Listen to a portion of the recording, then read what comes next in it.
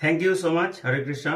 এটা হচ্ছে আমাদের অপূর্ব সুন্দর Bhagavad Gita and myself Krishan Gopal Das belongs to UP Vrindavan. আমার সৌভাগ্য হয়েছিল মায়াপুরে MIHE Mayapur institution of higher education থেকে আমি শ্রীমদ্ ভগবদ গীতার উপরে PhD করেছিলাম। আর এই ভগবদ গীতা এত সুন্দর, আপনি দেখলে অবাক হয়ে যাবেন। এটা বলছে যে AI টেকনোলজির মাধ্যমে তৈরি, এটা এক্সট্রা অর্ডিনারি ভগবদ গীতা। এটা অষ্টধাতুর প্রলেপ দিয়ে এর সাইড বাইন্ডিং করা রয়েছে। আর এই গীতার সব থেকে আশ্চর্যতম চমৎকার বিষয় হচ্ছে যে এই ভগবদ গীতাটা পড়তে হয় না, এটা স্বয়ং কথা বলে পড়িয়ে শোনায়। তাই জন্য কিন্তু বহু পরিবার, হাজার হাজার মানুষ আজ আমাদের এই ভগবদ গীতা গ্রহণ করছে ঘরে শোনার জন্যে, কেননা এই গীতা শ্রবণের ফলে এক অপূর্ব সুন্দর সংস্কার আসে। আর এটা হচ্ছে সম্পূর্ণ জ্ঞানের ভান্ডার। এটা হচ্ছে বলছে ম্যানুয়াল ছাড়া যেমন গাড়ি চালানো যায় না, ঠিক সেরকম জীবন সংগ্রামে টিকে থাকতে গেলে এটা কিন্তু যথেষ্ট জ্ঞানের আমাদের দরকার হয়। আর এই ভগবদ গীতা হচ্ছে সম্পূর্ণ জ্ঞানের ভান্ডার। এই গীতাটা শ্রবণ করতে হয় এই সঙ্গীত বাঁশুরির মাধ্যমে। এখানে নিচের দুটো সুইচ রয়েছে, সাউন্ড বাড়ানো কমানো হয়। তারপরে দুটো সুইচ হচ্ছে আগে পিছে করা হয়, তারপরে নিজের কথাকে রেকর্ডিং করা যেতে পারে সুইচ আছে। আর এই সেই উপরের সুইচটা 3 সেকেন্ড এটা লং প্রেস করে রাখলে এটা অন হয়ে যায়। ওম নমো ভগবতে বাসুদেবায় নমঃ। বলছে ওম নমো ভগবতে বাসুদেবায় নমঃ, মানে হচ্ছে ভগবান আমাদের সকলের দেহে নিবাস করে। আর এই মন্ত্রটা সকাল সন্ধে বললে আমাদের দিন খুব ভালো যায়। এখানে রয়েছে কিভাবে আপনি শঙ্খ ধ্বনি শুনতে পাবেন, এখানে রয়েছে।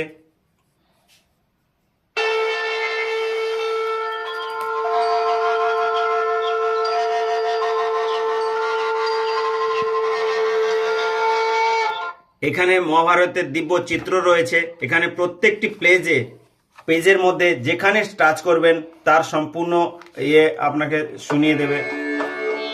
এটা হচ্ছে অশ্বত্থ পাতা। আর ভগবদ গীতা 18 দিন ধরে যুদ্ধ হয়েছিল বলে মহাভারতে এখানে 18টি অধ্যায়, এখানে 9 আর এখানে 9। যুদ্ধের পূর্বে ভগবান শ্রীকৃষ্ণ তিনি যে শঙ্খটা বাজিয়েছিলেন, শঙ্খ বাজিয়ে ঘোষণা করেছিলেন,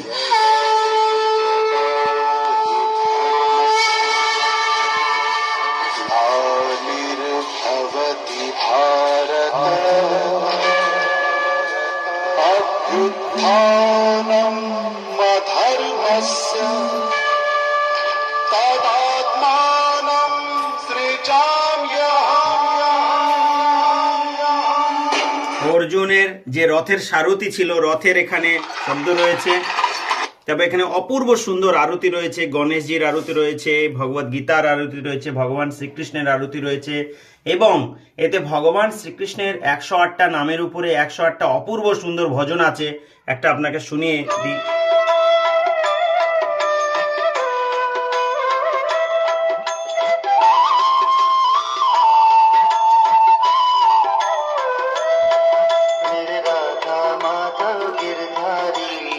এইভাবে সব আলাদা আলাদা ভজন প্রত্যেকটা অধ্যায় 6টা 6টা করা রয়েছে।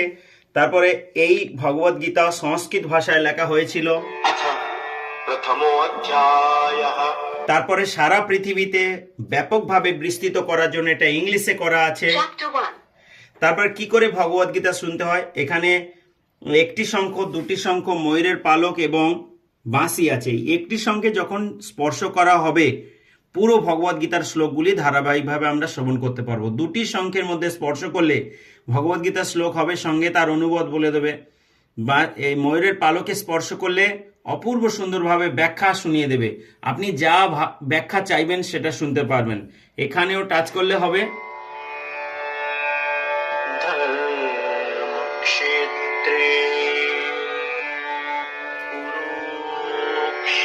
এখানেও টাচ করলে আপনার হবে। এখানে বলা হচ্ছে যদি মাম অপতিকারম অস্বস্থ শাস্ত্রপনা, এটা সংস্কৃত শ্লোক আছে। এভাবে সম্পূর্ণ শোনা যায়। আমি যদি এর অনুবাদটা শুনতে চাই, এখানে টাচ করলে এর অনুবাদ বলে দেবে। এইভাবে এর সুন্দর করে অনুবাদ বলে দেয়। তারপর যদি কোনো অনুবাদের ব্যাখ্যা যদি শুনতে হয়, যে কোনো ময়ূরের পালকে স্পর্শ করলে এর ব্যাখ্যা শোনাবে। यहाँ अर्जुन पुनः श्री कृष्ण को जनार्दन नाम से संबोधित करते हैं। এখানে শ্রীকৃষ্ণ অর্জুন জনার্দন এইভাবে সুন্দর ব্যাখ্যা করে করে শোনাচ্ছে। হয়তো আপনার মনে প্রশ্ন হচ্ছে যে মহারাজ এটা তো হিন্দি আর ইংলিশ আর সংস্কৃত বলছে, আমাদের কি ভাষা দরকার? স্বাভাবিকভাবে আমরা যেহেতু বাংলা বেল্টে বাস করি, বাংলা ভাষা দরকার। এখানে একটা ব্যবস্থা দেওয়া রয়েছে, 15টা ল্যাঙ্গুয়েজের মধ্যে বিভক্ত করা রয়েছে। সেখানে আপনি যে ব্যক্তি যা ভাষা চাইবে সেই ভাষা কিন্তু সে পেতে পারে। কেউ যদি বলে আমি উড়িয়া শুনবো, ଓଡ଼ିଆ সে উড়িয়াতে শুনতে পারে।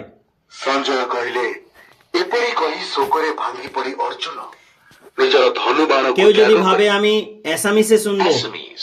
সে অ্যাসামিসে শুনতে পারে। কিন্তু সংযমীজনে হিংসা দ্বেষ অনুরাগ কেউ যদি বলে আমি বাংলায় শুনবো, বাংলা সে বাংলাতেও শুনতে যে পারবে। ব্যক্তি কৃষ্ণ ভাবনায় যুক্ত নয় তার চিত্ত সংযত নয়। এবং এইভাবে অপূর্ব সুন্দর করে এটা করা রয়েছে, আপনি অবাক হয়ে যাবেন। আপনাকে একটা জিনিস শোনাই, ভগবান শ্রীকৃষ্ণের অরিজিনাল মধুর বাঁশুরি।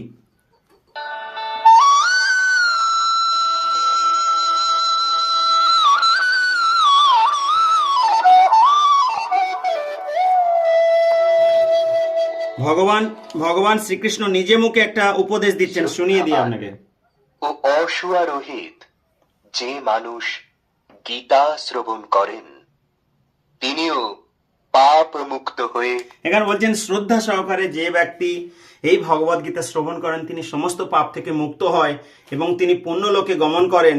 তাই জন্য এখানে বলা হচ্ছে যে মৃত্যুর পূর্বে কিন্তু যিনি অসুস্থ মৃতশয্যায় শায়িত তাকে এই ভগবদ গীতা শোনাতে হয়। আর এই ভগবদ গীতা অপূর্ব